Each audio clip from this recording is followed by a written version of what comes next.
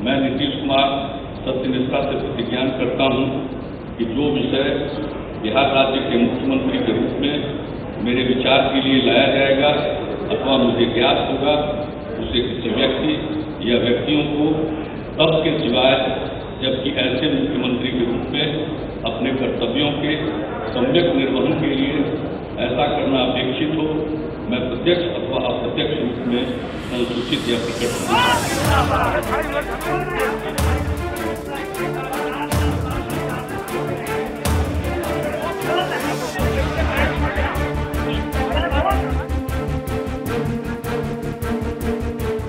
धोखा दिया, धोखा ऐसा धोखा दिया कि बिल्कुल छूरा फोंक दिया बिहार के गरीब पिछड़ा दलित और कदियत के पीठ में चाकू भोंक दिया।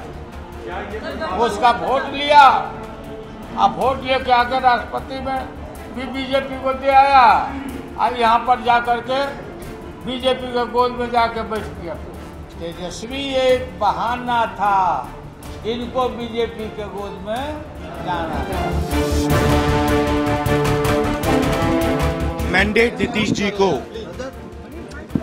बिहार ने एंटी कम्युनल लड़ाई लड़ने के लिए दी थी और नीतीश जी ने अपनी पर्सनल पॉलिटिक्स के लिए उन्हीं लोगों से वो गले लग गए हैं। देखिए, राजनीति में पता लग जाता है आदमी के दिमाग में क्या होता है। क्लियरली मुझे मालूम पड़ गया था, हमें मालूम था कि 3-4 महीने से प्लानिंग चली। देखिए, हिंदुस्तान की राजनीति में यही प्रॉब्लम है, अपने स्वार्थ के लिए व्यक्ति कुछ भी कर जाता है।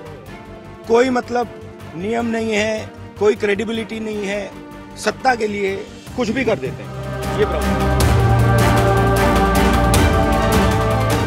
जैसा कि रातों रात चोरी डकैती होती है, उस तरह से आपने जो किया, ये नैतिकता तो मैं इसे नहीं कह सकता। अब ये बिहार की जनता पर निर्भर करता है, वो इसे ठीक माने या ना माने। सिंगल लार्जेस्ट पार्टी आरजेडी है, उसी को न्योता देना चाहिए था और उसे एक निश्चित समय में बहुमत साबित करने का अवसर देना चाहिए था। जहां तक नीतीश जी का सवाल है, अगर उनको इतना ऐतराज था तेजस्वी के उससे, तो उन्हें बर्खास्त कर देते, मीटिंग बुलाते, आरजेडी, जेडीयू और कांग्रेस की मीटिंग बुलाते और उसमें तय करते कि कल बिहार प्रदेश में व इसके पूर्व में भी देश के अन्य कई और राज्यों में जो कुछ भी राजनीतिक घटनाक्रम आए दिन हमें देखने के लिए मिल रहे हैं, तो ये सब अपने देश के लोकतंत्र के लिए शुभ संकेत नहीं है और इससे अब अपने देश का लोकतंत्र मजबूत होने की बजाय ज्यादातर कमजोर ही होगा। आज देश में एक बड़ी घटना घटी कि मैंडेट का अनादर किया गया, कि बिहार की जनता को धोखा दिया गया है। इसे जनता कभी माफ नहीं करेगी, गांठ बांध के रखने का काम किया है। यह जो है मैंडेट जो है 5 साल के लिए मिला था और जो है बीच में ही जो है आरएसएस और बीजेपी के साथ जो है गलबाही करना, ये पिछड़ों की आवाज को दबाना, सेकुलर ताकत की आवाज को दबाना।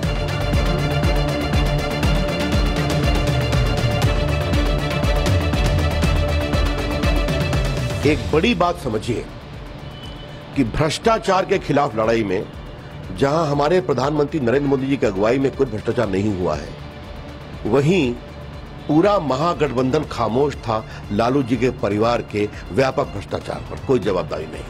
नीतीश कुमार जी ने उस पर कहा, मैं साथ नहीं चल सकता हूं। तो ये सुचिता, सुशासन और विकास के लिए भाजपा और जदयू साथ आए हैं। अगर वो तेजस्वी का इस्तीफा ले लिए होते तो शायद ये गठबंधन ही टूटता। आज अगर गठबंधन टूटा तो इसके लिए वही लोग जिम्मेवार हैं, जिन लोगों ने करप्ट लोगों को, भ्रष्टाचार में लिप्त लोगों को संरक्षण देने का काम किया, जिन लोगों ने उनका इस्तीफा नहीं लिया, उनका बचाव करते रहे, ये तो वही लोग इसके लिए जिम्मेवार हैं।